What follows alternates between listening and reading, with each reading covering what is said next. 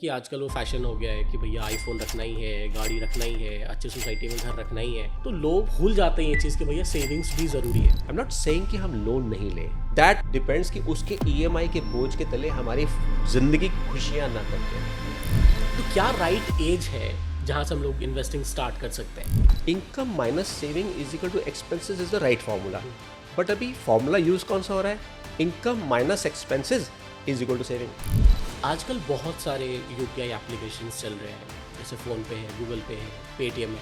आजकल पैसे लोग हाथ में नहीं रखते हैं, लेकिन फ़ोन में पैसे पड़े हुए होते हैं। तो मुझे पर्सनली ऐसा लगता है कि लोग ओवर स्पेंडिंग में जा रहे हैं। अगर आप देखें जिनका नुकसान होता है वो वही लोग होते हैं जो रातों रात बिलियनर बनना चाहते हैं। Sir, why is insurance such a big deal in India and is it really important? वो कहते हैं, एक सेइंग है, if you have silver on your hair you must have gold in your pocket.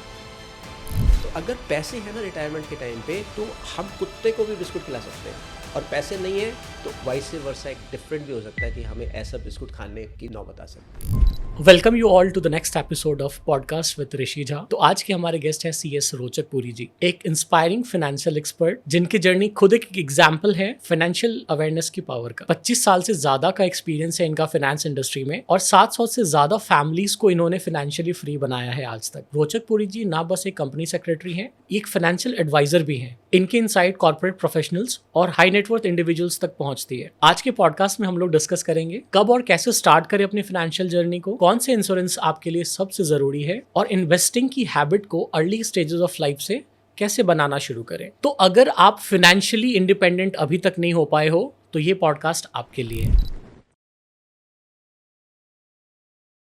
हम जैसे बच्चों को, यंग जनरेशन्स को आप कुछ एडवाइस करिए कि कैसे हम लोग अपने फिनेंसेस को ठीक से मैनेज कर सके। क्या फॉर्मूलाज है ऐसा, जैसे आपने वो ग्रेविटी की बात करी थी कि भैया पेन यहाँ से नीचे गिराएंगे तो वो नीचे ही गिरेगा। क्यों? क्योंकि ये ग्रेविटी है ना, वो खींचेगा ही नीचे। तो वैसे ही फिनेंस के क्या रूल्स हैं, फिनेंस के क्या रेगुलेशंस हैं, हम लोग क्या कर सकते हैं, कैसे कर सकते हैं, सो दैट हम लोग एक स्टेबल लाइफ को जी सके, और लाइफ में कभी ऐसा क्रंच भी आता है तो हम लोग उसको अच्छे से कोप अप कर पाए। Okay, so first of all Rishi, thank you for inviting me for this podcast.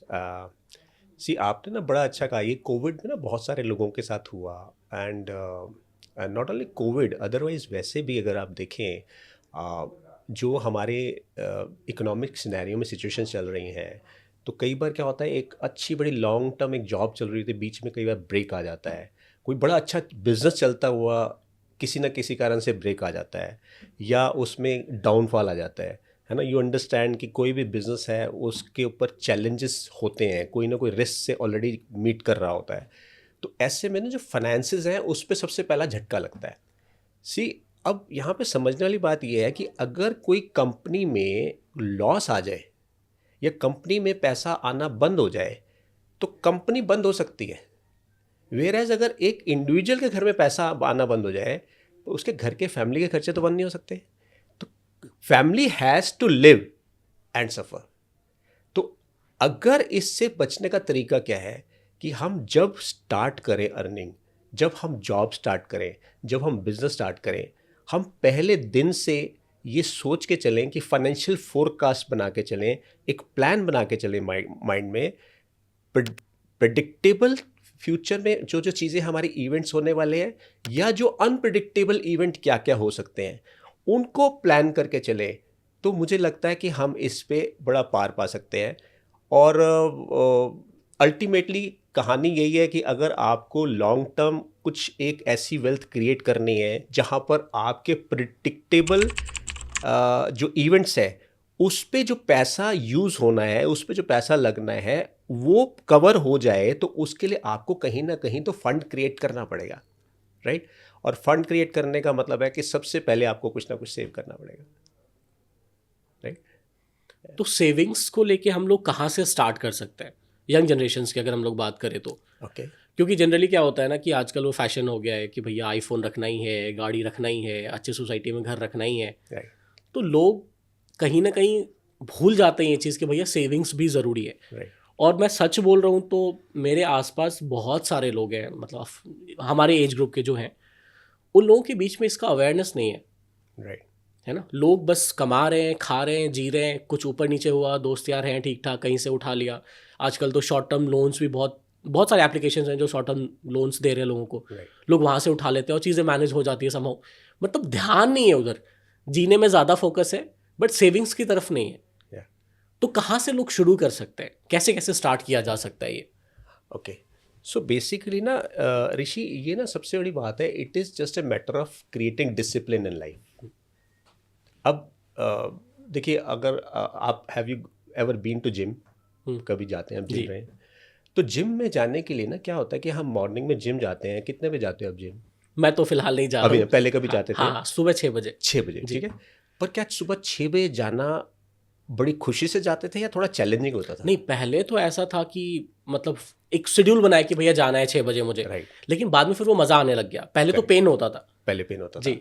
तो इसी तरह से जब आप पेन लेते थे तब आपको जो डिजायर्ड आउटकम, आपके जिम में जिस लिए भी जाते थे आप, लेकिन वो आपका जो डिजायर्ड रिजल्ट तो तभी आया जब आपने पेन लिया, राइट।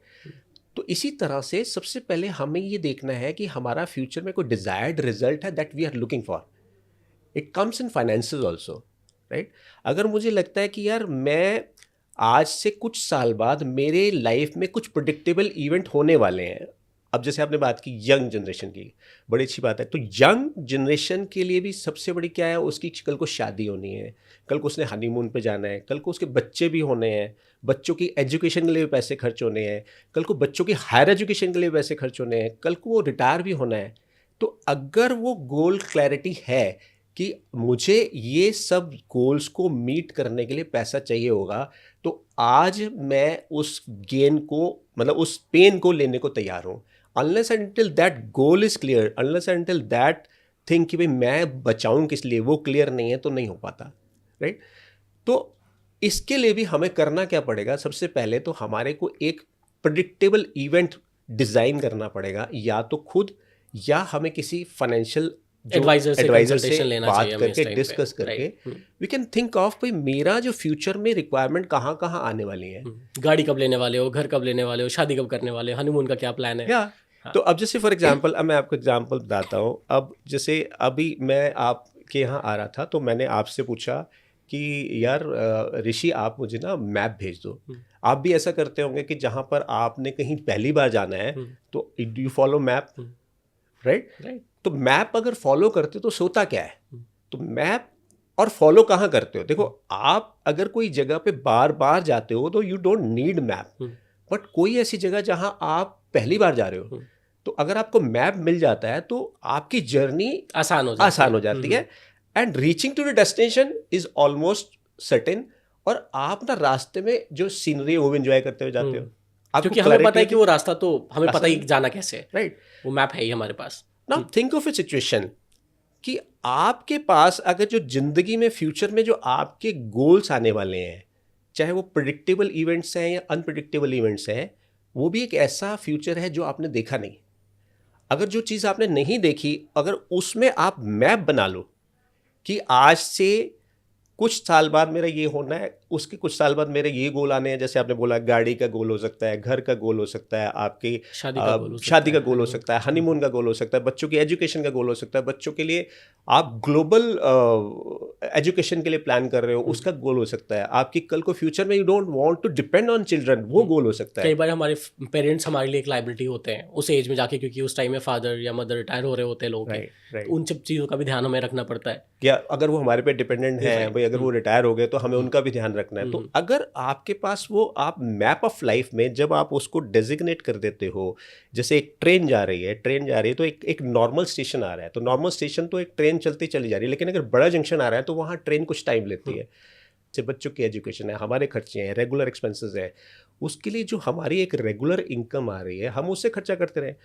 बट वेयरएज अगर कोई ऐसा गोल है जिसके लिए आपको कोई बड़ा पैसा चाहिए, जैसे फॉर एग्जांपल आपको शादी के लिए बड़ा पैसा चाहिए, आपको बच्चों की एजुकेशन के लिए बड़ा चाहिए पैसा, अगर आपको हायर एजुकेशन के लिए बड़ा पैसा चाहिए, आपको घर लेने के लिए बड़ा पैसा चाहिए, आपको मेडिकल इश्यूज हो जाते हैं, उसके लिए फिर हमें बड़ा पैसा चाहिए होता है। तो उसके लिए हमारे को क्या करना चाहिए? अगर हम उसके लिए पहले से एक कॉर्पस बनाना स्टार्ट करें, एक पैसा इकट्ठा करना शुरू करें, सो दैट वो उस वक्त हमारा काम आ सके।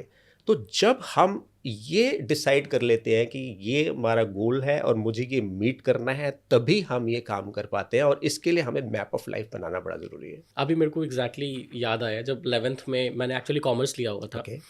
तो बिजनेस स्टडीज़ में मतलब मेरा फेवरेट सब्जेक्ट था। तो मैनेजमेंट वर्ड जो है ना, तो स्टार्ट ही आंसर यही था, planning, organising, staffing, directing and controlling Correct. the efforts of its organizational member to achieve the organizational goal effectively and efficiently. That is management. Yeah. तो वापस से मुझे ऐसा लग रहा है कि वापस से मेरे को अपने लाइफ में अगर फाइनेंशियल मैनेजमेंट करना है तो सबसे पहले चीज़ प्लानिंग की हो गई, Yes. है ना, कि प्लान पहले हमें करना पड़ेगा कि हाँ भैया ये स्टेप्स हैं, यहाँ पे ऐसे ऐसे करना चाहिए। तो कैसे कैसे स्टार्ट कैसे किया जा सकता है सर? मेरे सवाल मेरे को क्लियर नहीं हुआ थोड़ा। Adam Smith, father of economics बोला जाता है उनको, right? He says capital grows by parsimony and diminishes by prodigality and misconduct. वो कहते हैं अगर आप एक केयरफुल स्पेंडिंग से खर्चा करते हो, आप मतलब अननेसेसरी पैसे को वेस्ट नहीं कर रहे, एक्स्ट्रावेगेंट खर्चा नहीं कर रहे, तो ही आपका पैसा बढ़ेगा। लेकिन अगर आप एक्स्ट्रावेगेंट खर्चे करे जा रहे हो तो आपके पैसा डिमिनिश होना शुरू हो जाएगा। तो सबसे पहला स्टेप जो है क्रिएटिंग फाइनेंशियल फ्रीडम, जैसे हम बात करते हैं कि फाइनेंशियल फ्रीडम क्या है, क्रिएटिंग वेल्थ क्या है, तो सबसे पहला जो हमारे को एक प्रिंसिपल फॉलो करना चाहिए वो है income minus saving is equal to expenses. ना कहने को तो बड़ा सिंपल सा है, बड़ा छोटी सी बात है यार, ये तो हमने बचपन से सुना है, but it is like a principle. अब मैं एक छोटा सा एग्जाम्पल देता हूँ। अभी जैसे आपने बात की थी, सी अब मैं आपसे बात करूँ, अगर ये मैं पेंसिल है, अगर मैं यहाँ से छोड़ता हूँ तो क्या होगा, इसका नीचे गिरेगा। नीचे गिरेगा। तो मैं ऐसा तो नहीं सोचता कि हवा में उड़ जाएगा, राइट? ये नीचे क्यों गया? Gravity. Because there is a principle of gravity, हमें पता है इट विल वर्क। अब आप माने या ना माने, ये तो वर्क करेगा ही करेगा, राइट? अब अगर मुझे पता है there is a principle of gravity, I can use it in my favour. अब मैं कैसे फेवर में यूज कर सकता हूँ कि जैसे फॉर एग्जाम्पल मैं 7th फ्लोर पे रहता हूँ, तो ऐसा नहीं कि मैं विंडो से निकल जाऊंगा तो मैं फ्लोट करने लगूंगा, नहीं, I have to use stairs और लिफ्ट कि मेरे को नीचे जाना है या मेरे को ऊपर आना है, राइट? सेम वे ना, हमारे पास अगर एक जो वेल्थ क्रिएट करनी है, ये अगर हमारे को फाइनेंशियल फ्रीडम चाहिए या कोई भी गोल के लिए पैसा चाहिए, तो हमारे लिए बड़ा ज़रूरी है कि एक कुछ बेसिक प्रिंसिपल्स हम फॉलो कर लें। और उसका सबसे सिंपल, सबसे स्टार्टिंग वाला जो एक प्रिंसिपल है, जो ये है कि income minus saving is equal to expenses. चाहे आप यंग एज में हैं, चाहे आप एडल्टहुड में हैं, चाहे आप एक अपना मतलब सारी की सारी जिम्मेवारियां पूरी कर चुके हैं और रिटायरमेंट की एज में आ गए हैं, ये प्रिंसिपल फॉलो करना ही पड़ेगा अगर हमें वेल्थ क्रिएट करनी है। तो सेविंग्स हम लोग कहाँ से शुरू कर सकते हैं? मतलब कि जैसे आपने बोला कि income minus saving is equal to expenses, तो इनकम तो लेट्स सपोज कि हमें पता है कि हमारा 4 लाख का पैकेज है, 8 लाख का पैकेज है, 12 लाख का पैकेज है, तो उस अकॉर्डिंग फिर हमारा सेविंग्स क्या होना चाहिए? करेक्ट। फिर हमें कैलकुलेट होकर निकलेगा ना कि हाँ भैया इतना पैसा जो आप खर्च कर सकते हो। करेक्ट। तो ये क्वेश्चन तो एक्चुअल में बड़ा आपने अच्छा क्वेश्चन पूछा, पर इससे साथ साथ मैं एक चीज़ और ऐड करना चाह रहा हूँ। अभी राइट नाउ ना व्हाट वी आर फेसिंग, जो हम देख रहे हैं आज की डेट में यंग जनरेशन के साथ क्या हो रहा है, income minus saving is equal to expenses is the right formula. But अभी फार्मूला यूज कौन सा हो रहा है? Income minus expenses is equal to saving. Means अगर मैंने पहले 4 लाख जो आपने बोली, पहले 4 लाख आ गया तो मैंने सबसे पहले तो खर्चा कर दिया, उसके बाद अगर बचा तो बचाऊंगा, नहीं बचा तो नहीं बचाऊंगा। तो अगर मैंने वो बचाया नहीं, अब मैं जिम जा रहा हूँ और मैं कंटिन्यूसली जा ही नहीं रहा, तो मेरे को जो डिजायर्ड रिजल्ट था क्या मुझे आएगा? नहीं हो पाएगा। वहाँ भी कंसिस्टेंसी चाहिए, राइट? तो इसका मतलब क्या है कि अगर आप जो हम बात कर रहे हैं कि जो डिजायर्ड रिजल्ट कब आएगा, जब आप income minus saving is equal to expense अगर बात करें, लेकिन अभी हम क्या कर रहे हैं, income minus expense equal to saving, जो कि रॉन्ग फार्मूला है। अच्छा, अब आज की डेट में आप ये भी देखेंगे, बहुत सारे यंगस्टर्स से मैं मिलता हूँ तो पता चलता है इनकम प्लस में loans is equal to expenses, they are following this. Now think of a situation, आपकी इनकम आई 4 लाख रुपए, आपने वो भी खर्च दिया, आपने क्रेडिट कार्ड से लोन्स भी उठा लिए, आपने गाड़ी के लोन भी उठा लिए, आपने घर के लोन भी उठा लिए। यानी कि लोन वो क्या चीज़ है? लोन वो पैसा है जो आपने अभी कमाया नहीं है, आप फ्यूचर में कमाएंगे, and you are not sure कि भैया वो पैसा आएगा नहीं आएगा, उस टाइम जॉब रहेगी नहीं रहेगी, बिजनेस ऐसा परफॉर्म करेगा नहीं करेगा। So this is actually going to be disaster. So अगर हम ये कर रहे हैं और फॉर एग्जाम्पल अगर हमारे को किसी कारण से रिजल्ट पॉजिटिव आ जाता है, तो क्या ये सही है? नहीं। So we should not think कि भैया हमारी अगर हमारा आउटकम अच्छा है तो क्या हमें प्रोसेस देखने की जरूरत है? आई थिंक प्रोसेस देखने की जरूरत है। नहीं, अगर देखो, लक बाई चांस अगर आप वहां पे निकल जाते हो तो इसका मतलब ये नहीं कि ये सिस्टम सही है। करेक्ट। तो आपका वो लक था कि आप निकल गए वहां से। राइट। तो इसका मतलब अगर आपके यहाँ अपने घर से आया और रेड लाइट्स क्रॉस करता हुआ हूँ, रेड लाइट्स किस लिए बनाई है? इसलिए बनाई है हमारी सेफ्टी के लिए, बट मैं क्रॉस करता हूँ और मैं अगर वो जो आपकी जो स्पीड लिमिट है वो फॉलो नहीं करता हूँ, तो अगर मैं इस टाइम से पहुंच जाए तो आउटकम अच्छी है, रिजल्ट अच्छा है, पर क्या ये तरीका सही है? नहीं, नो, बहुत गलत। So it can lead to disasters. तो आउटकम अच्छा देख के हमें ये नहीं सोचना चाहिए तरीका ठीक है, हमें प्रोसेस पे देखना चाहिए। प्रोसेस ठीक है नहीं है, हमने एक प्रॉपरली उसको जो प्रिंसिपल्स है उसको फॉलो किया है नहीं किया।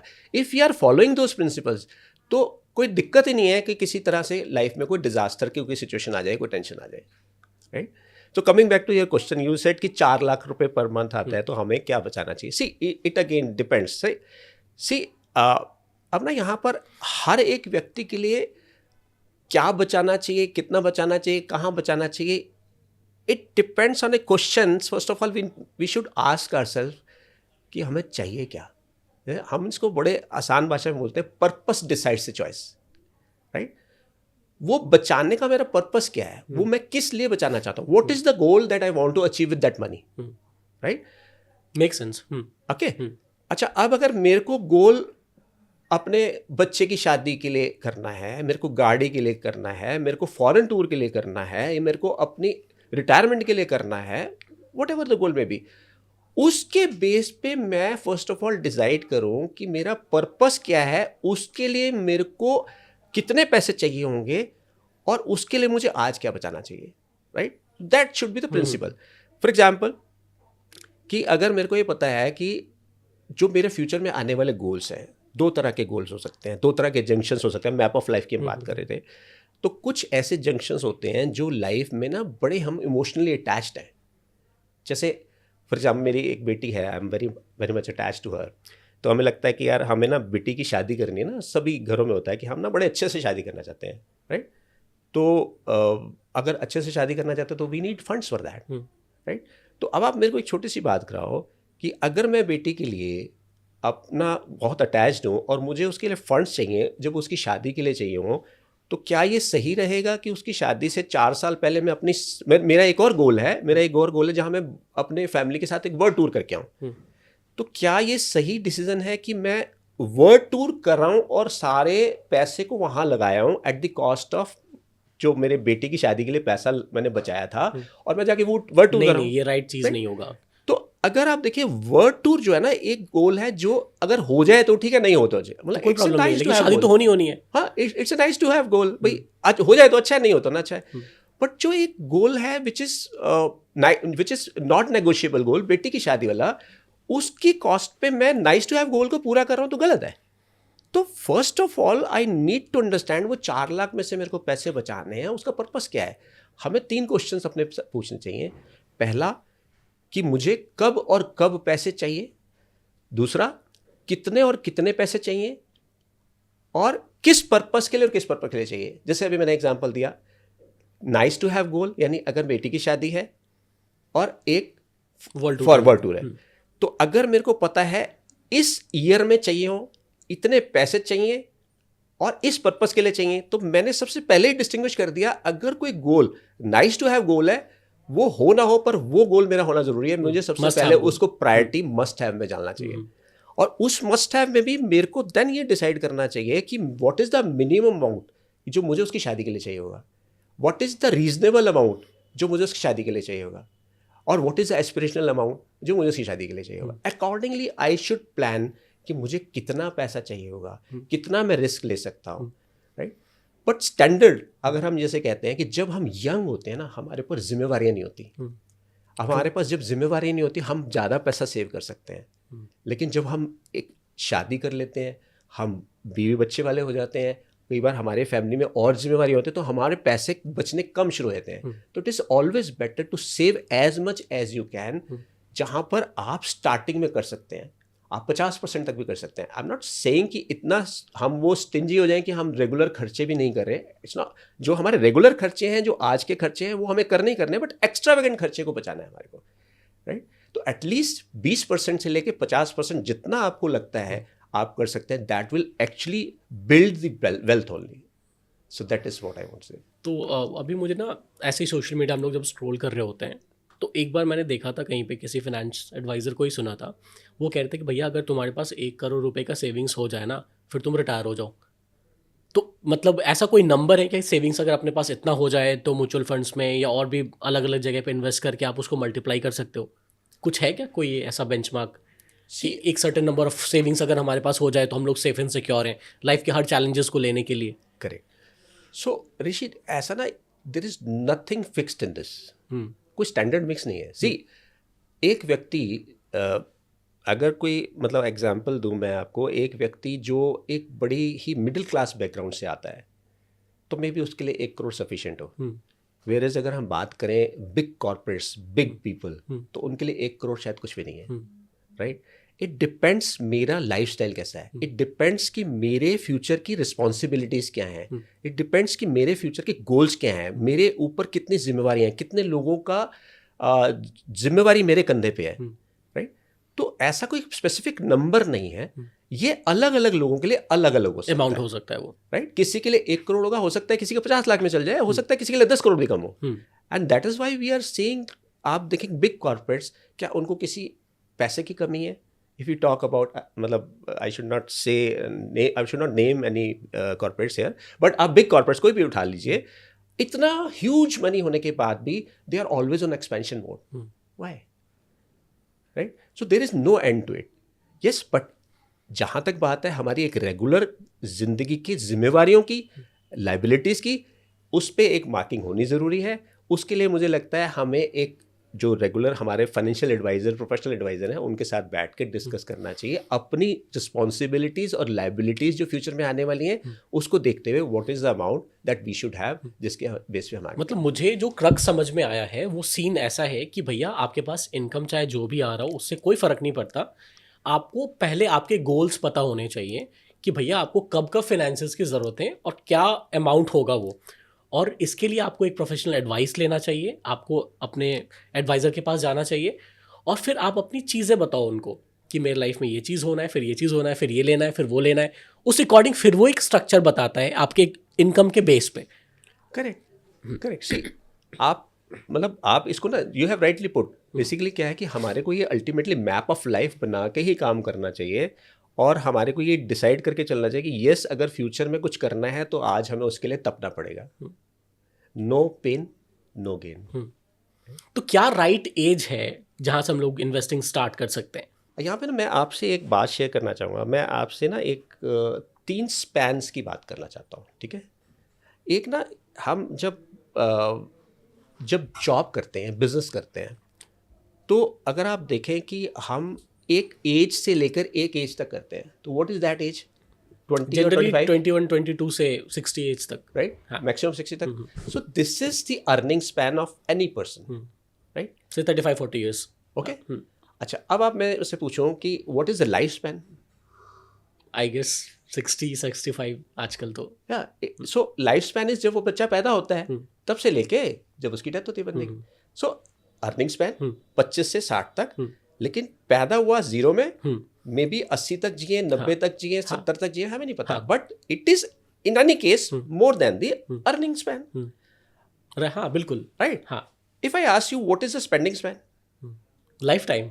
जब से आप पैदा हो तब से आप पे खर्चे हो रहे हैं. Perfect. So if I say that it is even more than that, would you agree? If you are saying I will. Okay. So expenses start before the child conceives. 9 महीने पहले खर्चे हो जाते हैं शुरू. And it ends after the death also. Death. हाँ. श्राद्ध करने, ये करने, वो. हाँ जी. Right. हाँ. Now think again. See this. This is the earning span. This is the lifespan. And this is the spending span. Spending span. Right.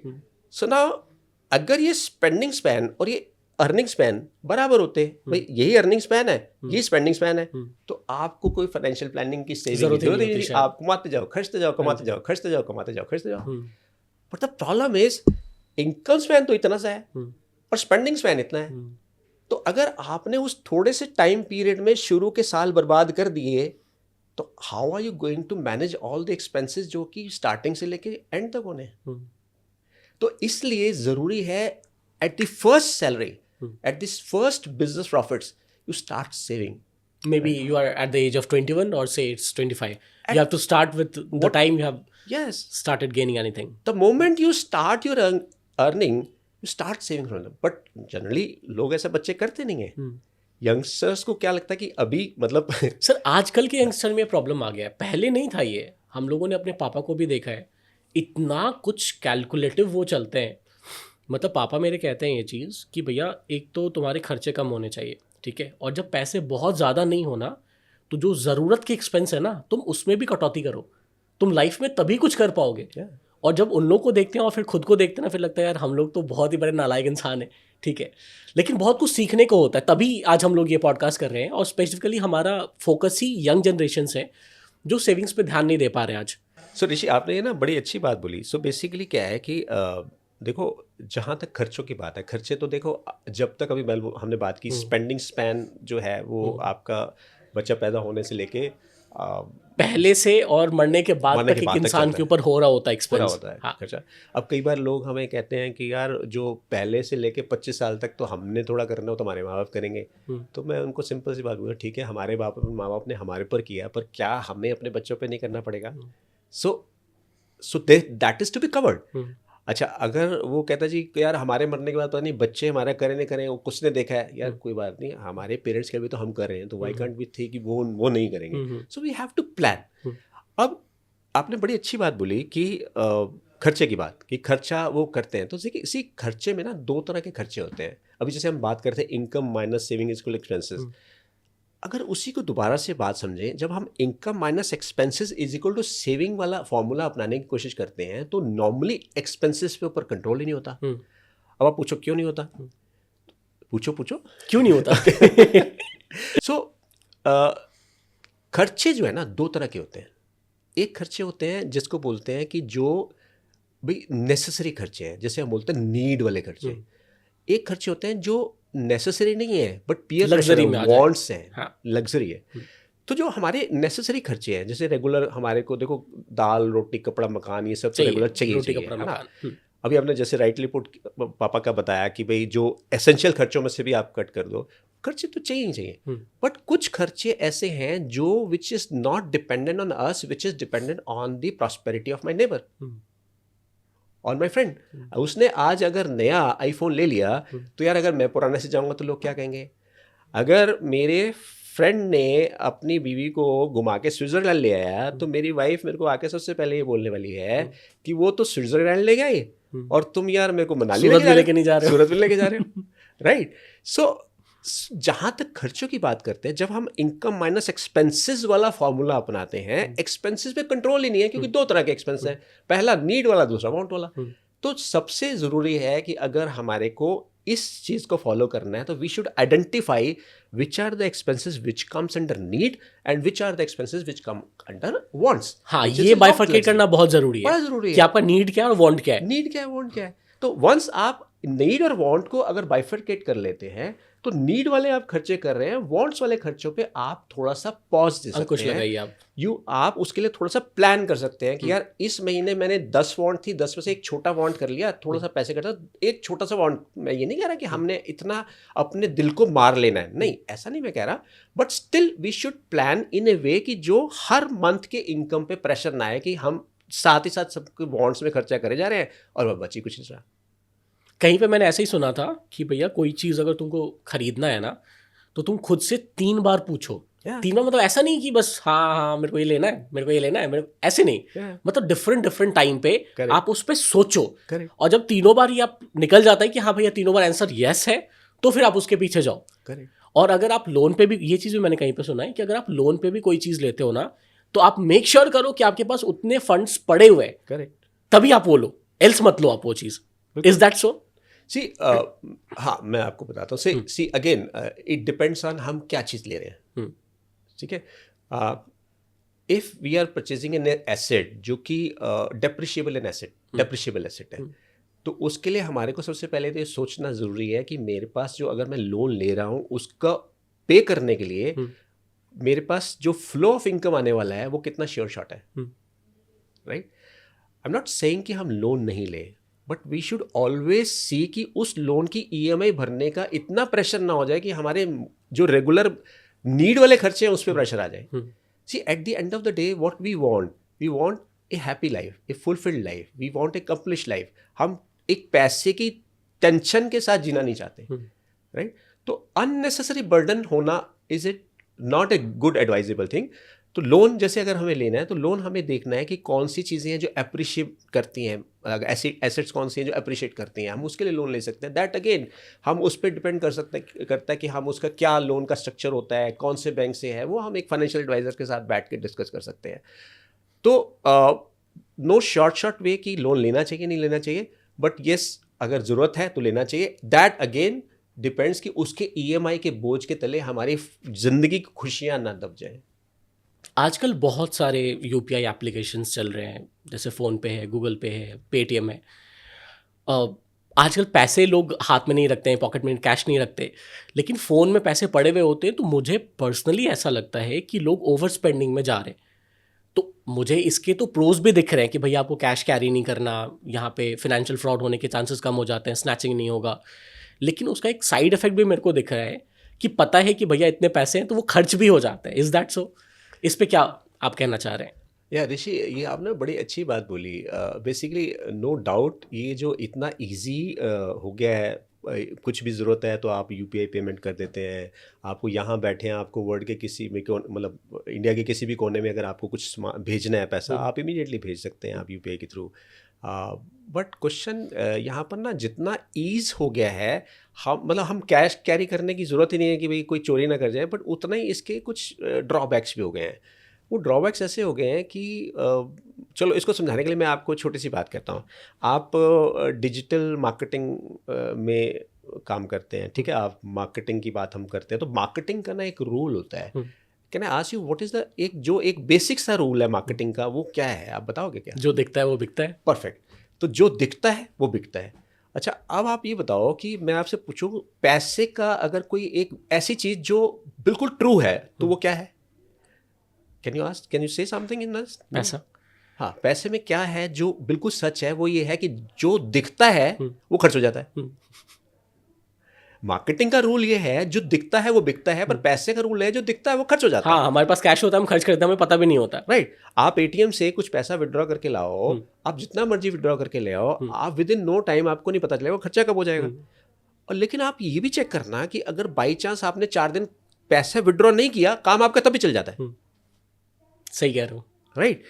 अब ये ईज ऑफ, ये पहले का था ऐसा कि हम लोग कैश ATM से नहीं निकाला, अरे कैश नहीं निकाला हमने, या तो कल कर लेंगे, परसों कर लेंगे, तो पोस्टपोन्ड होता था. करेक्ट. और somehow ये होता था कि वो सेविंग्स का भी एक पार्ट हो जाता था. अब आज वो चीज जो फिंगरप्रिंट है, तो मनी है हमारे. हाँ, डिजिटल पेमेंट से ही हो गया. आपको कैश कैरी करने की जरूरत नहीं. आप तो बस एक आपने उसमें वो डालना है, अपना पिन ना डालना है और मनी ट्रांसफर.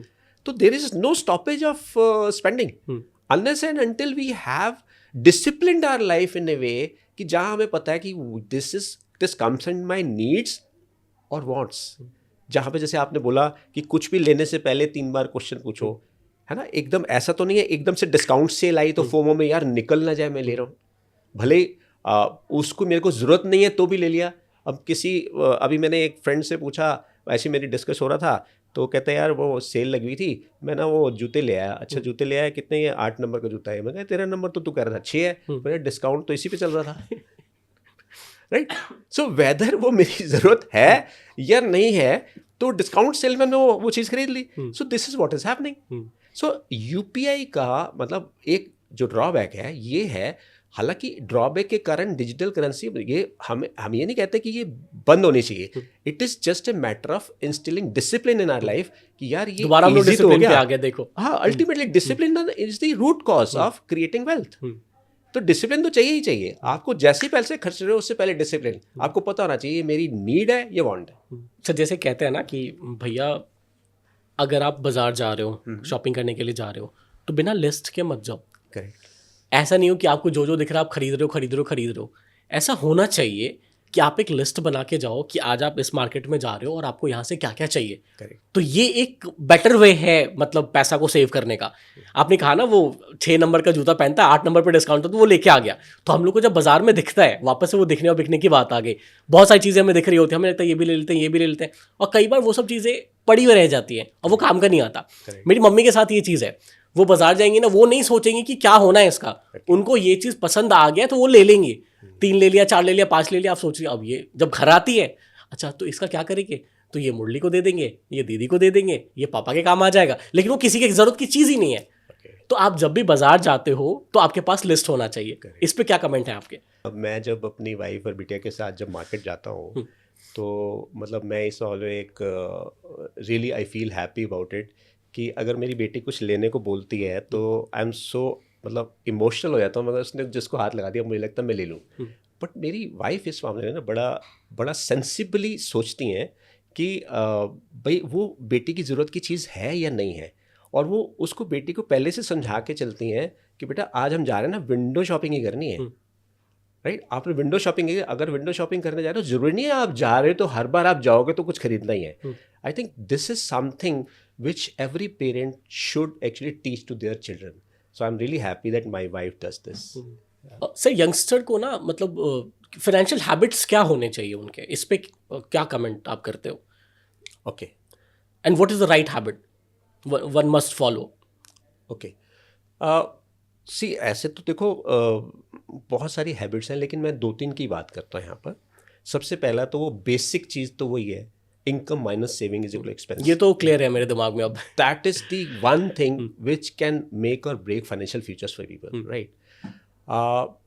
इसके अलावा ना कुछ चीज़ें हमारे को लाइफ में ना कहीं भी आप देख लो, रिजल्ट जब आता है तो 2 चीज़ों के कॉम्बिनेशन के कारण आता है, राइट। और वो 2 चीज़ें क्या है, तो मैं अक्सर अपने वर्कशॉप में या अपने सेमिनार्स में ये बताता हूँ कि C + D can only give you R। अब आप पूछोगे C क्या है, D क्या है, R क्या है, right. So C stands for consistency, commitment and compulsion. D stands for discipline. तो जहाँ पर भी कंसिस्टेंसी, कमिटमेंट एंड कंपल्शन है प्लस डिसिप्लिन है, then only there is R। R is reward, right. अब आप बोलोगे यार ये आप क्या कह रहे हो, तो एक एग्जामिन कर लेते हैं। आप स्कूल गए थे, राइट। स्कूल में गए थे तो आपने देखा कि क्या वहाँ कंसिस्टेंसी थी क्लासेस में, 12वीं तक आप पढ़ाई की? जी करी। आप रेगुलर जाते थे, पढ़ाई करते थे, कमिटमेंट भी थी, जो टीचर ने बोला है वो आपको परफॉर्म करके आना है, कंपल्शन भी थी यार टाइम से पहुँचना है, जाना ही जाना है, डिसिप्लिन भी था, अगर डिसिप्लिन तोड़ोगे तो भी दिक्कत आएगी। देन ओनली प्रमोशन हुआ नेक्स्ट क्लास में, राइट। हाँ, आप कभी जॉब में रहे हैं? नहीं रहे, okay, but you know some people जिनको जॉब में, है ना, इवन यू आर एंटरप्रेन्योर, आपके पास जो लोग जॉब कर रहे हैं, अगर उनकी बात कर रहे हैं तो आप जो लोग जॉब कर रहे हैं, तो आप जॉब करने के बाद प्रमोशन किसको देते हैं? जो कंसिस्टेंसी में फेलियर होता है, कमिटमेंट में फेलियर होता है, कंपल्शन में फेलियर होता है, उसको देते हैं, या डिसिप्लिन फेलियर होता है उसको देते हैं, या जिसके पास ये चीज़ें हैं उसको देते हैं? वही जो सब चीज़ में कंसिस्टेंट रहा, रेगुलर रहा, उनको ही प्रमोशंस मिलती है। करेक्ट। सो इसका मतलब अगर आप जॉब में भी हैं तो consistency, commitment and compulsion towards your job plus discipline, की जो आपके ऑफिस कल्चर का डिसिप्लिन है, you have to maintain that, then only there is a promotion. आपने बोला आप एंटरप्रेन्योर हैं, you are a successful businessman, आप इतना अच्छा काम कर रहे हैं, आई एम रियली मतलब मैं खुश हूँ कि जिस लेवल पे आप काम कर रहे हैं। आप ये बताइए इस लेवल पे पहुँचने के लिए क्या आप कमिटमेंट, कंपल्शन एंड कंसिस्टेंसी में कौन सी ऐसी चीज़ है जो मिस कर रहे हैं? कुछ भी नहीं, डिसिप्लिन भी है, then only there is a reward, right. Same goes with creating net worth, same goes with creating financial futures. आपकी लाइफ में अगर जो हमने income minus saving is equal to expense वाली बात बोली, जो सेविंग की बात की, उसकी कमिटमेंट होनी ज़रूरी है, उसकी कंसिस्टेंसी होनी ज़रूरी है, कंपल्शन होनी ज़रूरी है, सेविंग्स करना ही करना है, और उसके बाद एक डिसिप्लिन होना चाहिए कि जब तक मेरा गोल नहीं आएगा तब तक मैं वो पैसे विड्रॉ नहीं करूंगा, then only you can achieve that goal you want to achieve, reward, right, then only there is reward. अब आप देखें, आप अब जैसे आप सिचुएशन में देखते हैं, अगर एक व्यक्ति ने कुछ सेविंग स्टार्ट किया, कुछ देर करा, कुछ देर नहीं किया, कुछ देर के बाद छोड़ दिया, तो आपको लगता है वो डिजायर्ड रिजल्ट तक नहीं हो चलेगा? पाएगा, क्योंकि देखा है मैंने ये इस चीज़ को ना, पर्सनली भी बिलीव किया, वो किया है, फेस किया है। और अगर कुछ कुछ 1 साल 2 साल 3 साल हमने किसी भी इंस्ट्रूमेंट में, हम we are not talking specific about any instrument, अगर हमने किसी भी इंस्ट्रूमेंट में हमने इन्वेस्ट करना स्टार्ट किया 1 साल बाद 2 साल बाद 3 साल बाद 4 साल बाद किसी खुशी के कारण या किसी गम के कारण हमने सेविंग करना स्टॉप करना बंद कर दिया, या हमने सोचा कि यार अरे बड़े सारे पैसे जमा हो गए, चल फाइनेंशियल, चल मैं आगे मतलब फॉरेन टूर घुमाता हूँ या मैं कुछ नया गैजेट खरीद लेता हूँ और वो पैसा विड्रॉ कर लेता हूँ। तो वो स्टार्ट तो किया था बेटे की शादी के लिए पैसा जमा करने के लिए, मे बी बच्चे की एजुकेशन के लिए, मे बी कुछ बड़ा घर लेने के लिए, मे बी कोई रिटायरमेंट के लिए, बट वो पैसा बीच में विड्रॉ कर हम लिया। डिस्ट्रैक्ट हो गए। डू यू थिंक आप वो वहाँ तक नहीं पहुँचने होगा, वाले हैं? नहीं होगा ये चीज़। तो अभी जैसे आपने बोला, तो जो हैबिट की बात कर रहे हैं, तो पहली तो सेविंग की हैबिट, दूसरी हमें आइडेंटिफाई करने की हैबिट, कौन सा नीड वाला खर्चा है, कौन सा मेरा वांट वाला खर्चा है, उसको डिफरेंशिएट करने की। तीसरा, हम ये डिसाइड करें कि जो भी हम सेव कर रहे हैं उसमें मेरे को कंपल्शन करना ही करना है, सेव करना ही करना है, कमिटमेंट करना ही करना है, कंसिस्टेंसी डालनी है, डिसिप्लिन रखना है, तो ही मैं रिवॉर्ड पे पहुंचूंगा। और सबसे ज़्यादा लोग जो अगर आप देखें जिनका नुकसान होता है, वो वही लोग होते हैं जो रातों रात बिलियर बनना चाहते हैं, लेकिन जो किसी चीज़ को प्रॉपर तरीके से सोच के समझ के चलते हैं, डिसिप्लिन को अडॉप्ट करके चलते हैं, जिम में हेल्थ भी उन्हीं की बनती है और फाइनेंशियल गोल्स भी उन्हीं के अचीव होते हैं। सो सेविंग को हैबिट में कैसे लेके आए, मतलब कैसे स्टार्ट कर सकते हैं? मतलब कोई मुझे ऐसा क्लू बताओ कि इंसान सेविंग करना शुरू करे और उसको रिजल्ट दिखना शुरू हो जाए और उसके इफेक्ट्स पता चलने लग जाए उसको। इसके लिए कुछ आप कमेंट करोगे? देखो, अब ना जैसे एक छोटी सी आपको बात बताता हूँ मैं। अब हम ना जैसे किसानों की बात करते हैं, हम जब फार्मिंग करते हैं हम उसमें सीड डालते हैं तो उसमें खाद डालते हैं, उसमें पानी डालते हैं। तो क्या हम ऐसा सोचते हैं कि यार ये रोज़ निकाल के यार इसमें तो वो आया ही नहीं, क्या कहते हैं, पौधा उगा ही नहीं? वो तो टाइम से ही होगा। It takes time. तो आप कोई भी इन्वेस्टमेंट में पैसा लगाएंगे ना, तो आपको उसमें टाइम देना पड़ेगा। अगर हम सोचें कि रातों रात भी अचानक से देखने लग जाए कि यार मेरा पैसा बढ़ रहा है नहीं बढ़ रहा है, अब डिपेंड करता है हमने किस तरह के इंस्ट्रूमेंट में डाला है। हमने जिस तरह के भी इंस्ट्रूमेंट डाला है, बट नेचुरल है वो अपने टाइम पे ही परफॉर्म करेगा। चावल हमने चढ़ाए और अगर मान लीजिए कोई भी दाल चढ़ाई और उसमें अगर 3 सीटी लगनी है और एक सीटी के बाद बार बार जाके खोलेंगे तो वो चावल ही खराब हो जाएंगे या जो दाल है वो खराब हो जाएगी। तो वी नीड टू मतलब give some time to the investment जो जिस गोल के लिए हमने की है। समझ गया। तो हैबिट में कैसे लेके आए, सर कैसे स्टार्ट करें सेविंग्स को?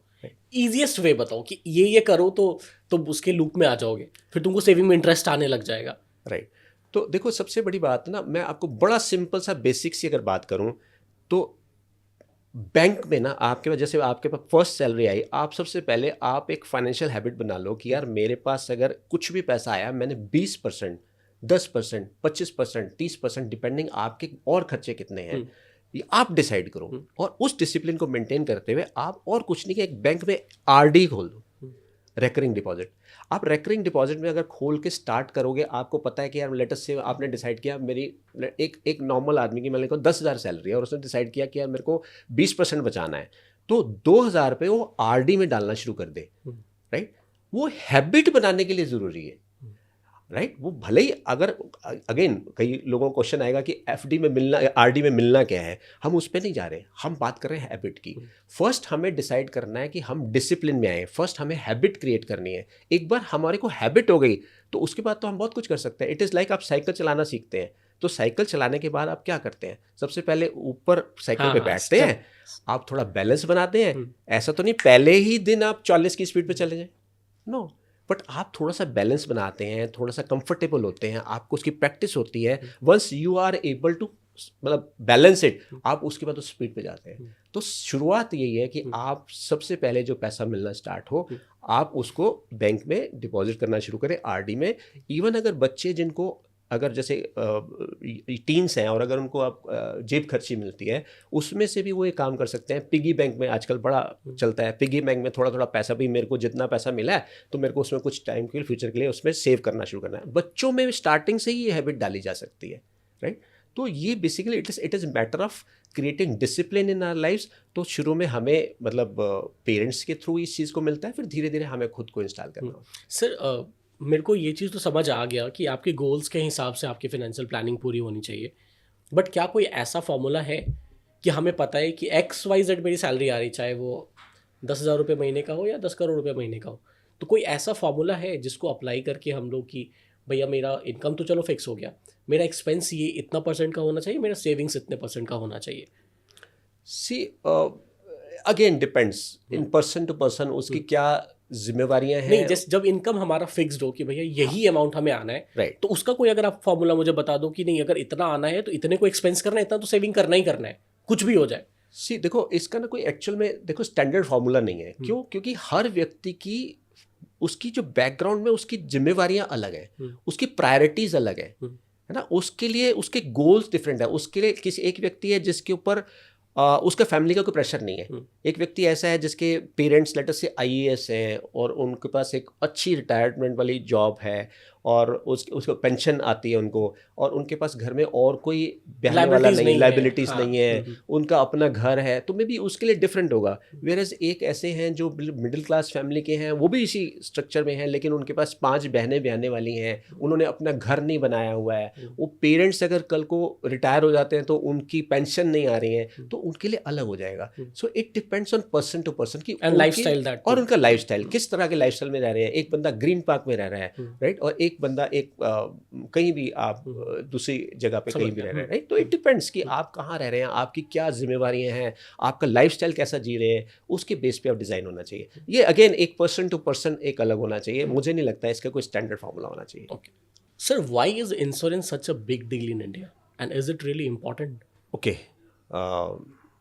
सो इंश्योरेंस की अगर हम बात करें ना, तो ये बेसिकली ना रिस्क मैनेजमेंट का बेसिक प्रिंसिपल है, राइट। हमारी लाइफ में ना हमारे पास कुछ चीज़ें हैं जो अनप्रिडिक्टेबल हैं, जो फ्यूचर में हो सकती हैं, और कुछ चीज़ें हैं जो प्रिडिक्टेबल हैं। अब जैसे फॉर एग्जांपल, अब हम यहाँ बैठे हैं तो एक गवर्नमेंट से पीछे से बैक सप्लाई आ रही है इलेक्ट्रिसिटी की, पर ऐसा होता है कभी पीछे इलेक्ट्रिसिटी चली जाए और ये पॉडकास्ट रुक जाए, पॉसिबल है? पॉसिबल, रुक सकता है। तो हम क्या करेंगे? हमारे पास जेनसेट है। ओह, तो आपके जेनसेट है तो इमीडिएटली वो स्टार्ट हो जाएगा, है। तो इसका मतलब आपने क्या किया, वो अनप्रिडिक्टेबल इवेंट को कवर करने के लिए पहले से ही ना आपने प्रिपेयर्ड हो, आपने जेनसेट लेके रखा हुआ है और उसके लिए पैसा खर्च करें, राइट। तो इंश्योरेंस अगर देखा जाए ना, it's a way of life. ये हमारी लाइफ में हर जगह एप्लीकेबल है। हम एक छोटी सी बात आपसे पूछता हूँ कि इंश्योरेंस में अब जैसे हम गाड़ी में 4 हमारे पास टायर हैं, उसके बाद भी स्टेपनी अलग से दी जाती है, दैट इज़ इंश्योरेंस। कि अगर 4 में से एक को अगर हम हाईवे पे हैं या कहीं भी हैं और एक पंचर हो गया, हम दूसरी लगा सकते हैं। So it is an insurance. हमारे घरों में हम गार्ड लगाते हैं, किस लिए लगाते हैं? सेफ्टी के लिए। अनप्रिडिक्टेबल इवेंट की कोई चोर चकार ना आ जाए, कोई चोरी ना हो जाए, जान माल का हानि ना हो जाए, उसके पैसे खर्चते हैं, राइट। अच्छा, अगर 10 साल तक हमने पैसे खर्चे और चोरी ना हुई, तो क्या वो गार्ड लगाने के पैसे गलत थे? नहीं, नो, इट्स एन इंश्योरेंस। तो हम लाइफ में ऑलरेडी हम इंश्योरेंस करते हैं। तो इंश्योरेंस ना एक पार्ट है जहाँ पर बेसिकली क्या है, हमारी लाइफ में होने वाले रिस्क को हम किसी दूसरे को ट्रांसफर कर देते हैं। या एक लेयर आप डेवलप कर देते हो वहाँ, एक लेयर बना देते हो कि चांसेस कम हो जाए वहाँ, चांसेस कम हो जाए। तो उसको ट्रांसफर करने के लिए हम उसमें खुद खर्चा करते हैं। ये तो हम लाइफ में कर रहे हैं, तो व्हाई नॉट हम अपने फाइनेंशियल प्लान्स में करें जो हमारे गोल्स हैं, जो फ्यूचर में हमारे फैमिली के जो फ्यूचर गोल्स जो उन्होंने देखे हैं, हमने उनके साथ मिलके देखे हैं, जिसके लिए फ्यूचर में हम काम कर रहे हैं, मेहनत कर रहे हैं। तो ऐसा भी तो हो सकता है उसमें कोई रिस्क आ जाए कि वो किसी तरह से इनकम स्टॉप हो जाए या डिले हो जाए कुछ टाइम पीरियड के लिए या ज़िंदगी भर के लिए, तो क्या वो रिस्क हमें ट्रांसफ़र नहीं करना चाहिए? करना चाहिए। So that is insurance. So insurance basically हमारी लाइफ का पार्ट है और हमें ये जितनी जल्दी हो कर लेना चाहिए। सर, जब इंश्योरेंस की बात होती है तो बहुत बहुत तरह के इंश्योरेंस होते हैं। टर्म इंश्योरेंस हमने सुना है, हेल्थ पॉलिसीज़ हमने सुना है, तो क्या है ये सब, मुझे क्लियर करो थोड़ा। ओके, सो बेसिकली यहाँ पर जैसे हमने बताया, सबसे पहले तो हमने बताया कि इंश्योरेंस जो है ना वो एक हमारी लाइफ का पार्ट है, राइट। अब लाइफ का पार्ट है तो उसके बाद भी इंश्योरेंस में अलग अलग तरीके के इंश्योरेंस होते हैं। जैसे आपने बोला एक टर्म इंश्योरेंस है, आपने बोला मेडिक्लेम इंश्योरेंस है, एक नॉर्मल इंश्योरेंस होता है, होल लाइफ इंश्योरेंस होता है। ये है क्या बेसिकली? सी टर्म इंश्योरेंस में बेसिकली क्या है, ये तीनों चारों तरह के इंश्योरेंस ना एक पर्टिकुलर रिस्क को कवर करते हैं। जैसे टर्म इंश्योरेंस क्या कहता है कि जब हम हमारी लाइफ में, जैसे बोला फ्यूचर में हमने गोल देखा, बच्चे को हमने एजुकेशन के लिए हार्वर्ड भेजना है, उसके लिए 1 करोड़ चाहिए, बच्चा अभी 2 साल का है, तो आज मैं अगर सेव करना शुरू करता हूँ, राइट, तो मुझे 1 करोड़ का कॉर्पस चाहिए होगा। तो उसके लिए ज़रूरी क्या है, मैं लगातार सेव करता रहूं और उसके लिए मुझे जीना पड़ेगा। बट क्या जीना मेरे हाथ में है? नहीं, no, life is not in our hands, है ना, that is unpredictable. If something happens तो वो 1 करोड़ गारंटी होना चाहिए। तो उसके लिए हम एक ही काम कर सकते हैं, इसको बोलते हैं टर्म प्लान, कि हमने मान लो फॉर एग्जांपल 1 करोड़ का टर्म प्लान ले लिया, तो मैं नहीं हूं उस केस में 1 करोड़ रुपए फैमिली को मिल जाएगा। तो टर्म प्लान क्या करता है, at the event of death वो जो जितने का आपने अमाउंट फिक्स किया वो एक फिक्स अमाउंट होता है, वो at the event of death family को मिल जाता है। अब मेडिक्लेम क्या है, आपने पूछा। मेडिक्लेम में क्या है कि ये आपके हॉस्पिटलाइजेशन के खर्चों को कवर करता है। अब हम सब लोग जी रहे हैं, तो हम देख रहे हैं कि कहीं ना कहीं किसी न किसी को कोई ना कोई बीमारी कभी ना कभी आई और जाती आजकल तो बहुत कॉमन हो गया ये कैंसर वैंसर, तो पता नहीं तो कब हॉस्पिटलाइजेशन हो जाए पता नहीं। अब हॉस्पिटलाइजेशन, आज अगर एक हॉस्पिटल में एक डेंगू के लिए भी जाते हैं तो कितना खर्चा हो जाता है भाई, XYZ कुछ भी बिल हो जाता है, पता भी नहीं चलता, 4-5 लाख रुपए डेंगू में लग जा रहे हैं आजकल। करेक्ट। अब मैं आपसे एक छोटे से क्वेश्चन पूछता हूँ। अब बेसिकली पहली बात तो ये कि वो 5 लाख रुपए अचानक से अगर किसी के सिर पे आ जाए, जो 20,000 रुपए कमाने वाला व्यक्ति है, इवन लाख रुपए कमाने वाला है, तो उसके लिए अपनी सेविंग्स को बेच किया, अपना जो पैसा है उसको बेच किया, उसको विड्रॉ करके, वाइप ऑफ करके उसको वो खर्चा देना पड़ेगा। यहाँ पर मेडिक्लेम काम आता है। अगर हमने मेडिक्लेम लिया हुआ है तो हॉस्पिटल के खर्चे वो कंपनी दे देती है, तो मेडिक्लेम इंश्योरेंस आपके हॉस्पिटल बिल्स को पे करता है, राइट। अब आती है तीसरी बात, आपका लाइफ इंश्योरेंस। अब लाइफ इंश्योरेंस ना, बेसिकली लाइफ इंश्योरेंस में ना अगर हम बात करें, it's a part of insurance जहाँ पर आप रहें या ना रहें, दोनों केस में मिलेगा। यानी इन केस अगर नहीं है तो भी पैसे मिलेंगे, अगर हम हैं तो जो हमने सोचा था ना 1 करोड़ रुपए बच्चे की मैच्योरिटी पे मिल जाए, वो हम नहीं है तो भी मिल जाएगा, और हैं तब भी 1 करोड़ मिल जाएगा। अच्छा, और टर्म में क्या था कि अगर हम नहीं है तभी मिलेगा। अच्छा, in case of death only. अच्छा, वहाँ पे ये कंडीशन अप्लाइड हो जाता है कि in case of death only. बहुत अच्छे से क्लियर हुआ मुझे ये टॉपिक आज। तो है ना, तो but it is a very good option. Term plan किन के लिए बहुत अच्छा ऑप्शन है, जहां पर हम कम पैसों में अपनी लाइफ को सिक्योर करना चाहते हैं, अपने फ्यूचर गोल्स को सिक्योर करना चाहते हैं, राइट। तो वहां पे टर्म प्लान, तो टर्म में वो वाले पैसे मिलेंगे नहीं जो आपने सेव करके या इंस्टॉलमेंट्स में पे किए उनको, वो रिकवरी है या नहीं? नहीं, वो इट इज लाइक कि जैसे आपने गार्ड रखा, अगर 10 साल तक गाड़ी मतलब घर में चोरी नहीं हुई तो गार्ड के पैसे नहीं मिलते ना। अच्छा। तो टर्म प्लान के पैसे तभी मिलते हैं जब डेथ हो, इसीलिए उसका प्रीमियम सस्ता होता है। अच्छा, वेरएज दूसरा, तो किन लोगों को इस टाइप के मतलब टर्म इंश्योरेंस में किन को जाना चाहिए फिर? सी बेसिकली टर्म इंश्योरेंस कौन होंगे यहाँ पे? टर्म इंश्योरेंस तो बेसिकली देखो, ये टर्म इंश्योरेंस आप हर एक व्यक्ति के पास होना चाहिए, जिस भी व्यक्ति के ऊपर उसकी फैमिली का बोझ है, जिसके पास भी डिपेंडेंट्स हैं, उसके पास इंश्योरेंस होना चाहिए। अब वो टर्म कितना होना चाहिए, नॉर्मल कितना होना चाहिए, वो एक किसी भी फाइनेंशियल एडवाइजर्स के साथ बैठ के डिस्कस करने वाली बात है। बट हाँ, आपकी लाइफ को सिक्योरिटी बहुत ज़रूरी है। सी अगर आप देखो, फ्यूचर में गोल्स अचीव कब होंगे, जब रेगुलर इनकम आती रहेगी, राइट। रेगुलर इनकम कब आएगी, जब हम जिएंगे। तो इट मीन सबसे पहला जो एक रिस्क मैनेजमेंट का प्रिंसिपल होना चाहिए, वो क्या होना चाहिए, protect the source of income. और protect the source of income जब हम करते हैं, सोर्स यानी जो व्यक्ति खुद है, आज वो है तो पैसा कमा रहा है, इसके कारण बच्चों के सपने हैं, आज वो नहीं है तो बच्चे के सपने रुक सकते हैं। तो ऐसे जहाँ पर भी हमें लगता है कि हमारे बच्चों के, हमारी फैमिली के बड़े सपने हैं, उसको प्रोटेक्ट करने के लिए बेसिक टर्म प्लान तो होना ही चाहिए। और मेडिक्लेम किनके पास होना चाहिए, या सबके पास होना चाहिए इवन? ओके, सो आजकल 3 साल के बच्चों को भी स्ट्रोक्स आ रहे हैं, वो भी राइट। सो मेडिक्लेम भी बेसिकली सभी के पास होना चाहिए। क्यों होना चाहिए? क्योंकि देखो, हॉस्पिटलाइजेशन कभी भी किसी के पास भी हो जाता है। अब आप ना यहाँ ये समझने वाली बात है, कई बार ना हम जैसे लोगों से बात होती है तो यंगस्टर्स के दिमाग में होता है, यार हमें अभी इंश्योरेंस की क्या ज़रूरत है, हमें अभी, हम तो ठीक है, हमारी तो हेल्थ ठीक है, हमें क्या ज़रूरत है। आपने सुना कभी ऐसा हुआ? राइट, हम जी रहे हैं उसी चीज़ को, राइट। तो यहाँ पे ना हमारे को ये समझना, देखो लाइफ में ना कोई भी प्रॉपर्टी, कोई भी एसेट आप किसी भी एज में खरीद सकते हो अपने नाम पे। आप बच्चा पैदा हुआ ना, उसके नाम पे कोई भी एसेट खरीद सकते हो, प्रॉपर्टी ले सकते हो, गोल्ड ले सकते हो, कुछ भी पैसा लगा सकते हो, राइट, कोई भी प्रॉपर्टी ले सकते हो। बंदा डेथ बेड पे है, उसके नाम पर भी कोई भी चीज़ खरीद सकते हो। पर एक इंश्योरेंस अकेली एक ऐसी चीज़ है जिसको खरीदने के लिए आपके पास फिट होना जरूरी है, एलिजिबिलिटी होनी चाहिए। हाँ। अब वो एलिजिबिलिटी क्या है? दो तरह की एलिजिबिलिटी है। एक है फाइनेंशियल एलिजिबिलिटी और दूसरी है मेडिकल एलिजिबिलिटी। मेरी हेल्थ ठीक है या नहीं है। कंपनी जो इंश्योर कर रही है, एक लेटर से 20-30 हज़ार रुपये के इंश्योरेंस में, प्रीमियम में, अगर वो 1 करोड़ रुपए के लिए इंश्योर कर रही है, तो कंपनी ये सोच रही है यार आज हम 20 या 30 हज़ार रुपये का इनसे प्रीमियम ले रहे हैं, 40 हज़ार का प्रीमियम ले रहे हैं, कल को क्लेम आ गया तो हमें 1 करोड़ देना पड़ जाएगा। तो सबसे पहले देख तो लो हेल्थ ठीक है नहीं है। सही बात। तो हेल्थ एलिजिबिलिटी जब तक है तब तक मिलेगा। तो इसका मतलब क्या हुआ? दूसरा फाइनेंशियल एलिजिबिलिटी। क्या 1 करोड़ के इंश्योरेंस की मैं बात कर रहा हूं, क्या मैं 1 करोड़ की वर्थ है? क्या मेरे को इंश्योरेंस मिलना चाहिए? वो कैसे पता चलेगा? कि ऐसा तो नहीं है कि मैं इंश्योरेंस को एक क्विक रिच स्कीम बनाने के लिए ले रहा हूं, जैसे आपने पिक्चर मूवीज में देखा, राइट? तो उसके लिए मेरा ऐसा इनकम का पैटर्न भी तो होना चाहिए जिसके बेस पे मेरे फैमिली डिपेंड कर रही है and I want to protect that income. तो which means insurance is only protection of your income. तो इनकम होना जरूरी है। तो एलिजिबिलिटी आ गई।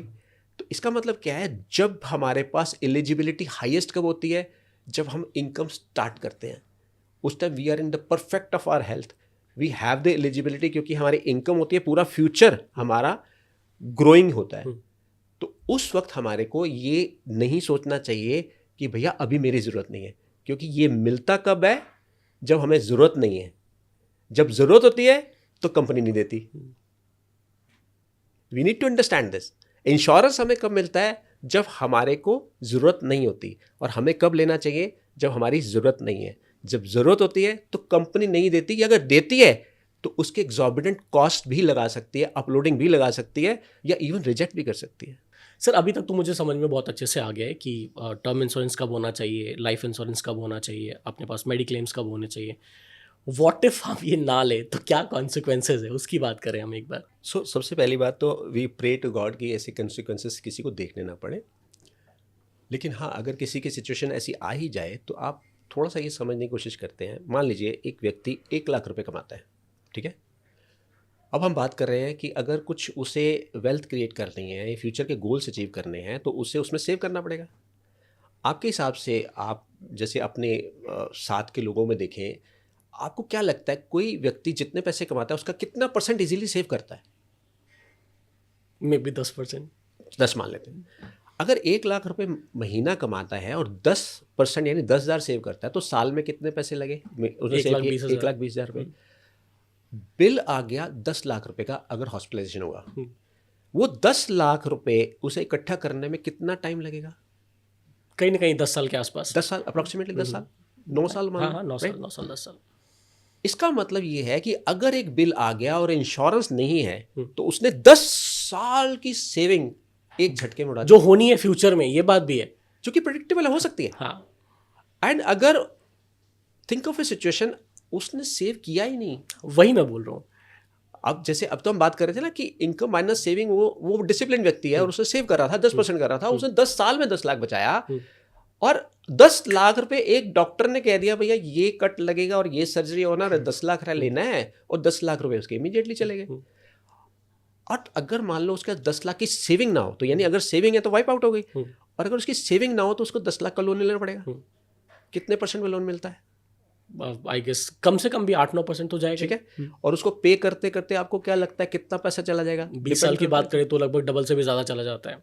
तो यानी कि आप ये समझिए कि अगर right insurance at right time अगर इन प्लेस नहीं है तो इट कैन मतलब वाइप आउट द सेविंग्स, और इवन जो हमने सेव नहीं किया फ्यूचर के लिए भी बर्डन हो सकता है। तो लेकिन इंश्योरेंस में अगर आप देखें तो प्रीमियम कितना आता है? बहुत थोड़ा सा, 2 से 3%, right.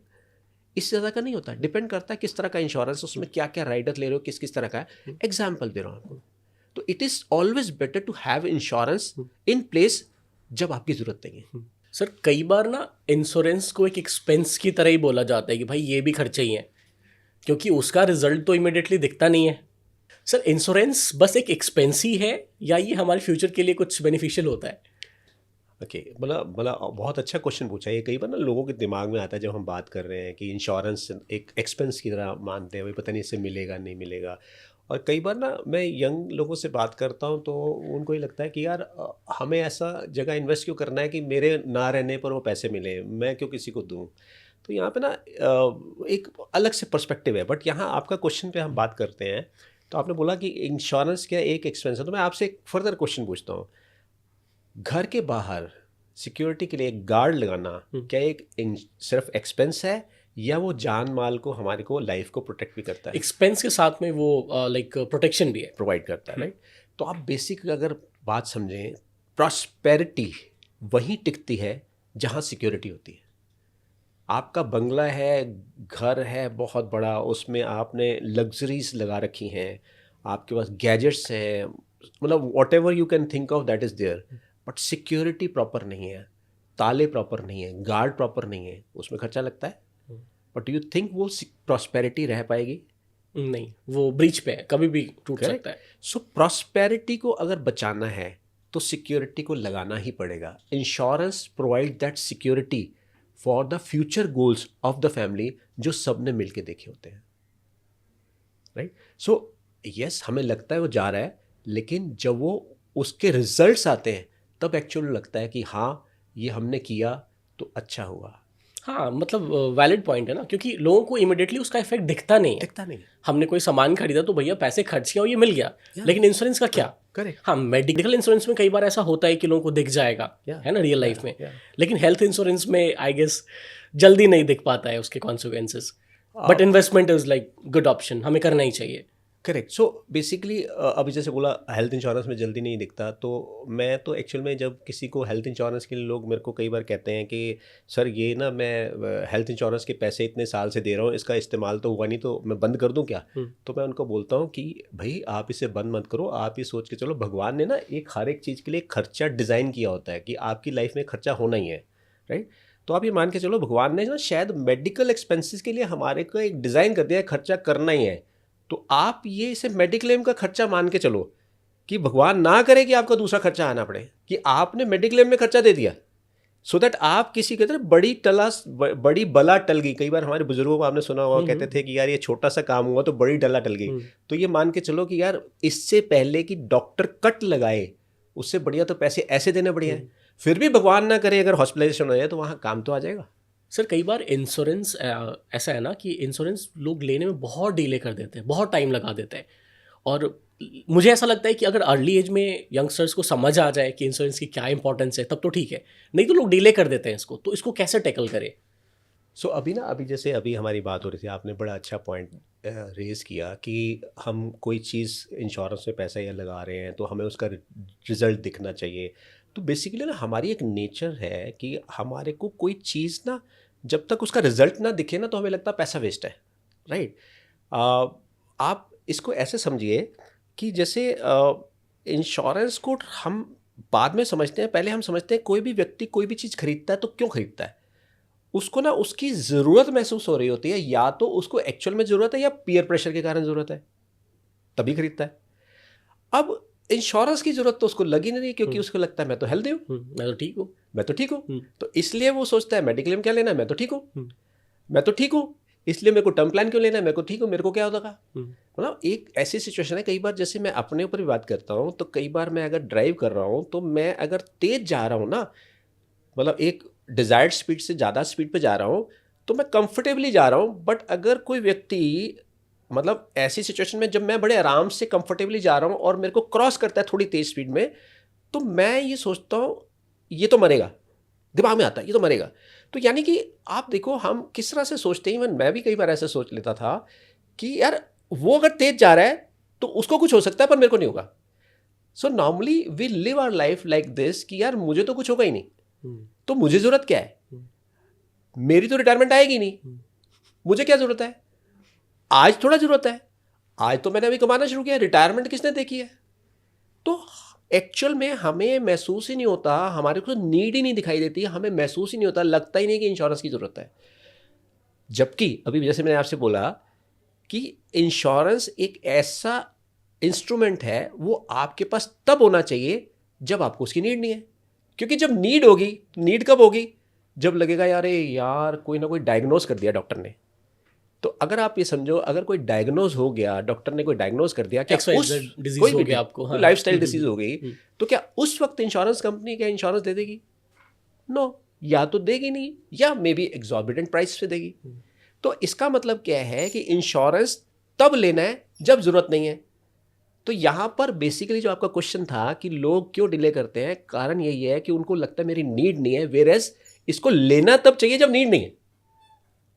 So that is a perspective, that is a perspective.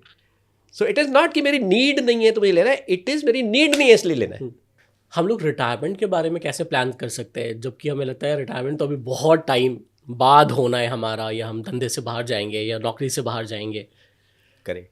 तो बेसिकली यहाँ पर ना मैं आपको ये कहना चाह रहा हूँ, रिटायरमेंट ना इट्स बेसिकली सेकेंड लाइफ, जहाँ पर ना जब हम कोई भी व्यक्ति रिटायर होता है तो उसके पास ना एकदम से ना अचानक से ही हो जाता है 15, अगर एक आदमी 60 पे रिटायर होता है, 59 ईयर्स और 364 डेज पे वो जॉब में है, और 350 एग्जैक्टली 60 होते ही वो रिटायर हो गया।